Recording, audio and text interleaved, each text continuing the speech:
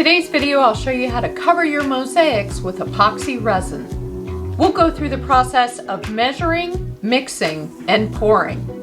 This takes sealing your mosaics to a whole new level. Let's get to it. Welcome back, and if you're new here, my name is Julie.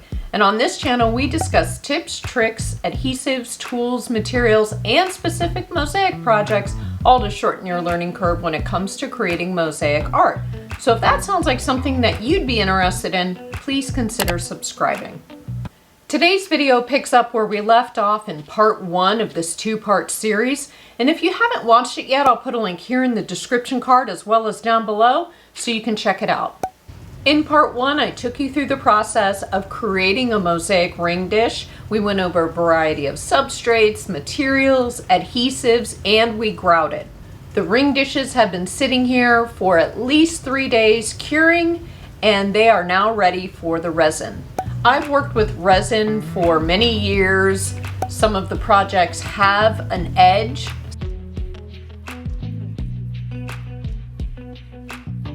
Some of them don't. I enjoyed the projects that had an edge much more than the projects that didn't have an edge, and that is because resin is super runny, and some artists rely on it being so runny, and some artists want it to be not so runny, but they still want to be able to manipulate it. So these ring dishes are perfect for resin because they all have a lip or an edge to contain the resin. Plus, adding resin to a mosaic ring dish assures the end user who will use it as a jewelry dish or however they use it, that whatever they put on the ring dish will not get scratched. Tile, glass, grout can all scratch up things such as fine metals. Keep in mind that resin is permanent. Once you put it on, it is on there to stay. It's very difficult to get it off, and you most likely won't be able to get it fully off. So obviously you are making a commitment to put resin on your piece, and it's going to stay there forever. Once it makes contact, it's there to stay. And when working with resin, you need to be patient and fully there with your piece. I'm excited to see these ring dishes with resin, so let's get started with today's project. Resin is fairly simple to work with, and yet there are some pretty strict rules. I sound contradictory, but really the rules have to do with how much liquid do you mix in and how quickly do you mix the liquid up. Once you get those two things exact, you can do whatever you want with the resin. Epoxy resin comes in 2 bottles or containers. There's the resin and a hardener, and sometimes you might see them referred to Part A and Part B. You need to keep them separate until you're ready to use them at that moment. And the reason why is there's about a 30 to 40 minute window that the resin is workable, and after that point, it starts to get difficult to work with. So you need to have your project set up and ready so that once you get the resin mixed up, it's ready to go. The resin I'm using today is actually a kit, and everything I need came inside of it. The only thing I'm adding is this really cool disposable measuring cup that I found, and I'll link it below. And it's got all of the measurements pre-printed on the outside. I'll include a list down below of all the materials I'm using today, so that you can check them out and get familiar with them, and then you have a list available should you want to cover your mosaics with epoxy resin. I've got my gloves on and I'm ready to start. I'll mix the resin in real time so you can see how it looks throughout the process and what speed you should be mixing at and how long it takes. Okay, you may have noticed that one of the bottles has a white cap, one of them has a blue cap, and you want to keep the correct color cap with the correct bottle. We don't want to cross-contaminate. We don't want to do anything like that. Here are the strict rules I was talking about earlier.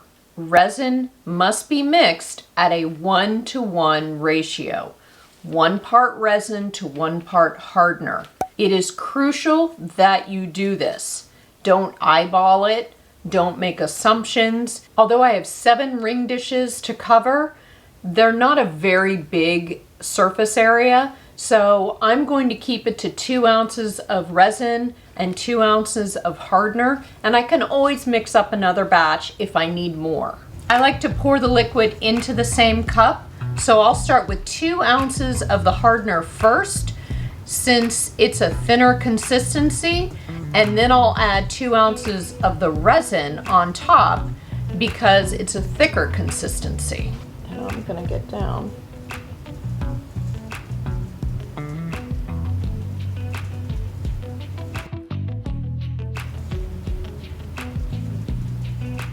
And you want to go slow, and like I said, put your correct colored cap on your correct colored bottle. Okay, so I have 2 ounces of hardener, and now I'm going to get started with 2 ounces of resin.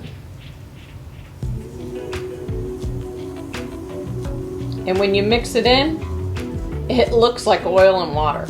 I mean, it's just, they don't want anything to do with each other. And we're there.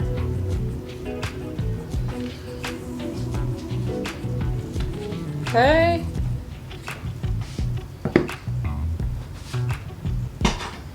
And like I said, we're gonna mix it up.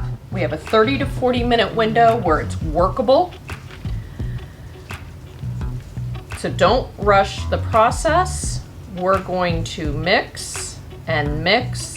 We're not going quickly. We're not stirring vigorously.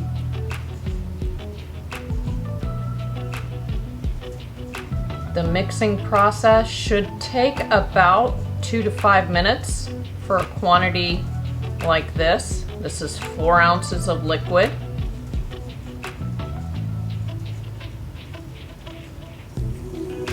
I'm just using a wood craft stick to stir, and this was included in the resin kit. And we aren't wanting to mix so fast that we're whipping more air into the mixture. We actually want to do the opposite. And you'll see initially it's going to look cloudy when you first get started. Sort of like, you know, the oil and water, like I referenced. And you'll see some tiny air bubbles in the mixture, which are totally normal. See if I see a few. And the slower you go with this, the less air bubbles you'll have. And it will make your life so much easier at the end, as well as the end result once everything is cured. So keep stirring thoroughly, not quickly, not vigorously. Okay, and as I'm stirring, I'm scraping the bottom. There's just like a little bit of a ridge in the cup, and I'm making sure to get all of that. Want to make sure you go around the sides, just in case anything is clinging. And I'm just going around. Sometimes I'm doing circle 8s. And you just keep stirring. You might see some, I don't know, when you look at it, it looks like strings or like little wispy clouds. That's just a sign that you got to keep going. It's not fully mixed or incorporated, and you've got to keep going. It's a positive sign, you know, that things are mixing up together. But you've just got to keep going until the mixture is perfectly clear. There will be some bubbles in there, but you won't see the strings or the little wispy clouds. I don't know how else to say it, but that's what it looks like.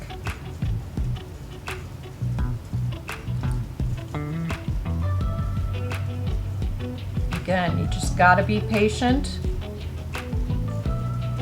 and you're just mixing it every which way. This is very exciting video, isn't it? I want you to see all of this in real time because it's so crucial to having resin that's going to cure properly.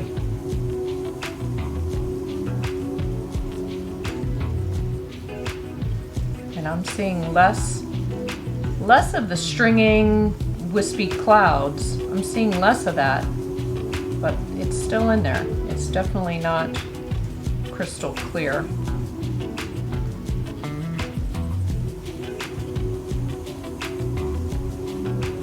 Again, make sure you get the bottom of your glass. Maybe your glass has some sort of multiple levels of ridges or whatever on the bottom, or just make sure you get it all. Get it all. What's the phrase? Leave no stone unturned. Get it all. Sniff them out. Get them incorporated. Definitely seeing less strings, less wispy clouds. We are getting close. This is exciting.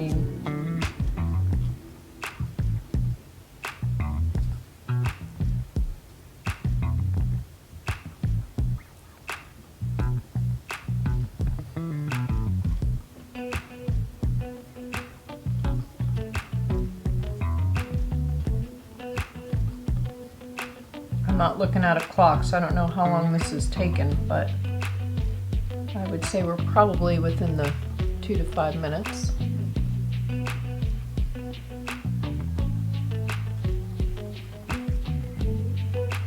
This is looking really, really good. I think we're almost there. Okay, I'm gonna go around the bottom one more time. I'm gonna go around the sides.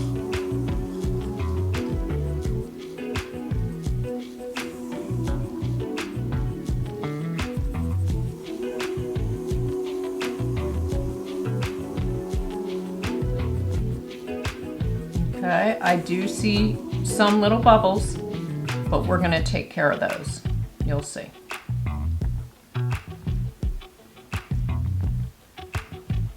All right. I don't see any more white strings, and because I went slow, there's minimal bubbles, so I'm ready to pour it on the ring dishes. Remember to take your time with this. Resin is a great self-leveler, and so I'm going to pour a little bit in. I'm going to allow it to level itself off, and then I'll decide if I need to add more resin. It's really easy to pour it on. It's really difficult to take it off. Sometimes impossible to take it off. Remember, this is permanent, so I don't want to over pour. I'd rather have to add more, and if I go through everything that I've mixed up, I'd rather have to make another batch. I want to pour just enough that it gets the surface and it just levels itself off. Now you can move things around ever so slightly to encourage it.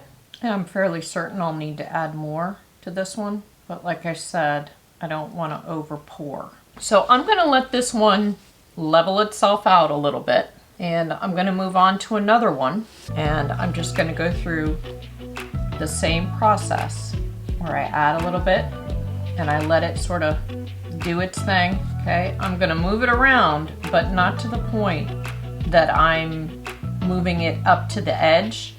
I'm going to let it work itself to the edge.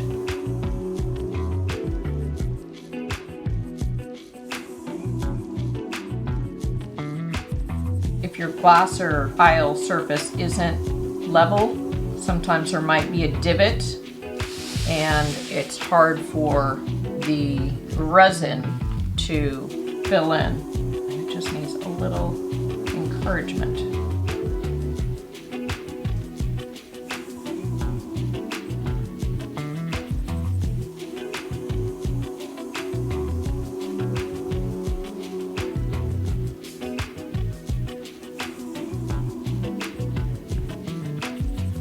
Okay, you want to make sure that if you get resin on your gloves that you don't touch your mosaic, you know, the outside of your mosaic with your fingers that have the resin on it, or just put on a new glove. Because like I said, the resin is permanent, not only on the glass surface, but also on the outside of your piece. This one's going to be interesting because of this glass gem in the center. So we'll see what we can do here.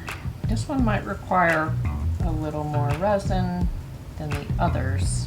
And I'm going to do a little bit of encouraging out towards the petals because I don't want to move it around too much. And I'm just getting it to the edge. I'm not really, and I'm going slow. Remember, we got to be patient here. I'm just going very slow to encourage the resin to get out to the edge.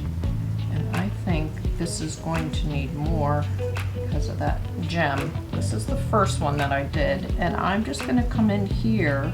This has done a really great job of leveling itself out, and I'm just ever so slightly going to encourage the resin to get out to the edge. And you can look on the surface of the resin if you get down at the level of your piece, or you can see if there's a piece of glass that isn't fully under the resin. That's why it's important to tile, have a level surface when you're tiling. Oh man, this looks so good. With past projects, I have done more than one layer. So I apply the resin, I let it fully cure, and then I've applied another layer. And that's just if I felt the resin needed to be thicker, or like I was saying, I've done some projects where there's no edge or lip and it just required more because I didn't put a whole lot because I didn't want it to drip over.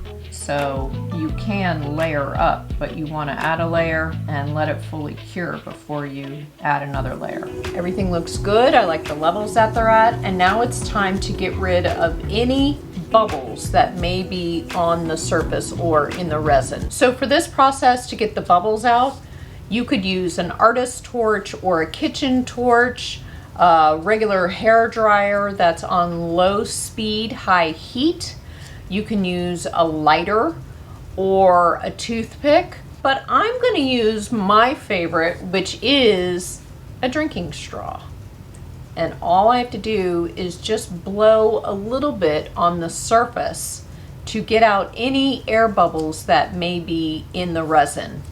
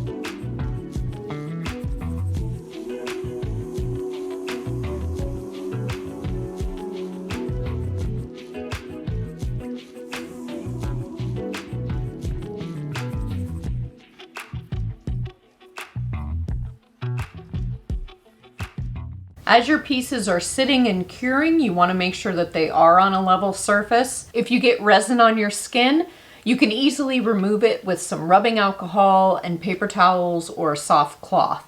Resin is almost fully cured at 24 hours, but reaches full cure at 72 hours.